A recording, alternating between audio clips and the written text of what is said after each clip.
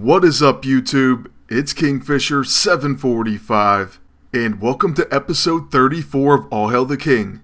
In this episode, we're going to focus on the refactored Luke Cage, and yes, at the end, I will give you a glimpse of Null, Breaker of Worlds in action. So make sure you stick around for that, and also make sure to check out the From the Helicarrier podcast, which you can find at thehelicarrier.com. As always, I will put a link to the corresponding podcast in the description below. Then moving on to our first team up, it's going to be Luke Cage and the Juggernaut. Both of these characters have unarmed melee attacks, and they can do quite a bit of damage when properly set up. For one, I am using the Scroll of Aknazsak that makes sure that our Surge of Sidorak and Strengthen stay on our team. And by Surge of Sidorak, I do mean Unstoppable Force. This increases the damage of our unarmed attacks by 50%. The only problem is the enemy agent's going right after Juggernaut, so I'm going to actually save that buff because I do believe he'll remove it with the Blackest Void. Sometimes it's best to use caution, but what I didn't see coming was that huge blast from the past. Usually Quicksilver doesn't hit Juggernaut for that much damage, but this guy must have an insane attack. Well, at least we were correct about the Blackest Void, and now we can use the first Seal of Uncle Zach. That's going to remove the enemy's buffs, and it's going to give our team Indomitable Spirit, which will preserve our buffs. Then we hit the enemies with their own medicine, so Psylocke's going to use Mental Coordination. With our refactored Luke Cage up next, I'm going to use his Quick Action Bodyguard, and then since he's disoriented, I'm going to use Ground Pound. This is going to place Collapsing Infrastructure times 5 on all the enemies. Basically it applies 1 stack for each Knuckle Up. And in part, thanks to Quicksilver, we had 5 stacks of Knuckle Up already. Then you can see how resilient Luke Cage is because he does take quite a few attacks, and he still has 20k HP. Unfortunately, after gaining Surge of Sidorak, the Juggernaut is taken out by a blast from the past, so once again it does incredible damage, and I wouldn't have expected that much in a million years. Fortunately, Luke Cage can withstand more than him, and so we make it to my agent's turn, and we're able to use the Light Fantastic. Then with our 2 attacks, I'm first going to hit the enemy agent with the hand, and then I probably should have hit him again, but instead I spread the damage around to Quicksilver. I guess I figured it wasn't a bad idea to place off balance on him. However, on Psylocke's turn, she's going to place a Kinetic Shield on the enemy agent, and she also gets to attack with her Telekinetic Katana. This only heals us because of Mirror Reality, but on Luke Cage's turn, after using Bodyguard, I figured I'd better do some more damage to that agent because Collapsing Infrastructure isn't going to do enough. But apparently neither is my Brawl, so now we're kind of in a difficult situation, and I was finally thinking we may lose this one. But something that we forgot for just a moment there is the fact that Bodyguard says preemptively counters enemies with combo setup. So the fact that we hit the agent with a Brawl placed combo setup on him, and that allowed us to preemptively counter. After Improbability Field, we use a Hand of Apocalypse on Quicksilver, and then only the enemy Psylocke remains.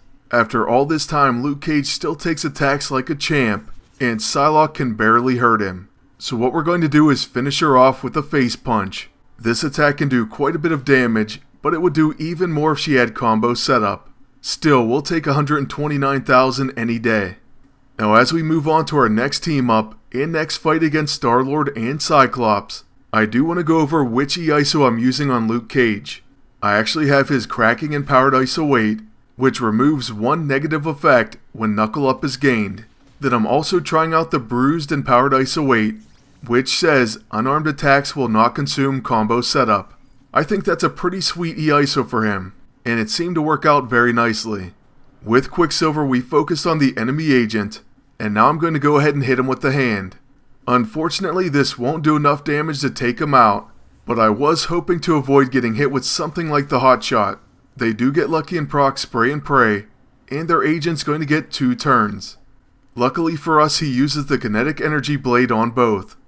Luke Cage can certainly take that damage, and not only that, now he has Knuckle Up times 5. So after using Bodyguard, I'm actually going to use Ground Pound. We might as well hit the enemies with Staggered, as well as Collapsing Infrastructure.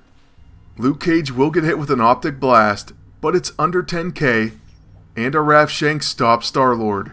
Watch this on the enemy's turn. They do take that collapsing infrastructure, and they go after Luke Cage. And I'm telling you, he's quite a tank.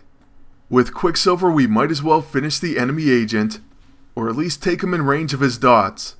Okay, and 12% of a plan actually gave him an extra turn right then, and he was knocked out to dots. So I figured let's work on Star-Lord next, and Quicksilver hits him with the blinding punches. And I'm telling you, this match is kind of fast and furious with the procs. So there was a blast from the past, a mega optic blast, a finish the fight, tag team, and then Cyclops hits our Luke Cage once again. They do finally have him low on health, but when you think about it, most heroes would have been knocked out. And also now he has mirror reality, so he won't be going anywhere soon. On our agent's first attack, we take out Star-Lord, and then with our second hit, we'll go ahead after Cyclops with the Dragon's Foot. I kind of wanted to finish this with a face punch, but instead we get the follow-up attack, and that's going to win the match. Moving on to our final regular Luke Cage team up. I do want to note that the opponents in this one don't have that impressive of stats, but there is a specific reason why I'm showing this fight. In this one we're going to get quite a few combo setups in place, and so you're going to see a number of preemptive counters. Remember these because Null the Breaker of Worlds has an amazing preemptive counter. I can't even begin to tell you how much I love it. Okay, so I'll mention that a little bit more once we get to it. But first, we do manage to take down the enemy agent, and now we have a 3-on-2 advantage. After the enemy beast hits Luke Cage with the Heart of Darkness, I'm going to use the first seal as a quick action, and then I'm going to use the Blackest Void on the enemy team. I figured we might as well disorient them, and hopefully they'll hit each other.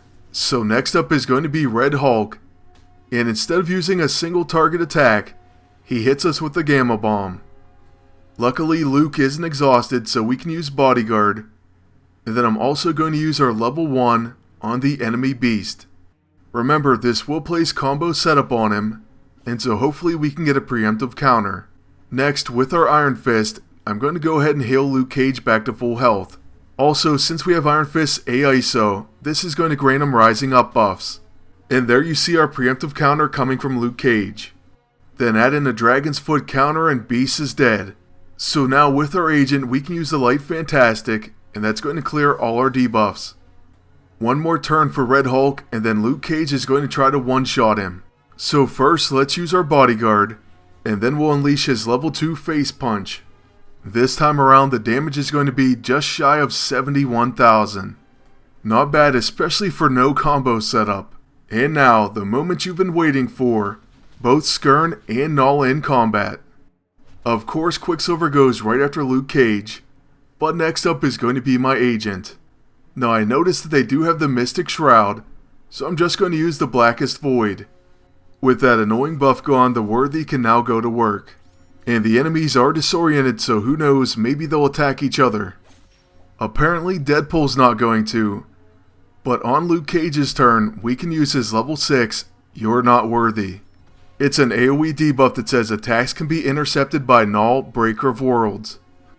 Unfortunately, it can be protected against and countered, so I really wish this ability was subtle. Still, watch what happens when the enemy agent is preemptively countered.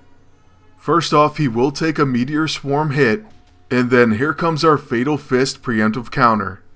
He had nearly 60,000 health, and just like that he's gone. Then on Skirn's turn, after using Burst of Speed, we'll start by using Hammering Blow, and then our level 6 Stomp. We easily take down the Scrapper Quicksilver, leaving only Deadpool. Then with my agent, I'm going to use the Neuro Purge, and then I'll attack the Merc with the Mouth with the Hand of Apocalypse. Unfortunately, it doesn't quite knock him out, but on his turn, he's also going to take a preemptive counter, and that Fatal Blow will finish it. So now I'm sure you've had enough of the Worthy. Nah, I'm just kidding. This is just a teaser for the upcoming video featuring nothing but the Worthy. Trust me, you'll definitely want to check that one out. So make sure you subscribe. And also, please like, comment, and share this video. Lastly, I want to thank you all for watching, and wish you the best of luck in Chapter 7. Until next time, take care.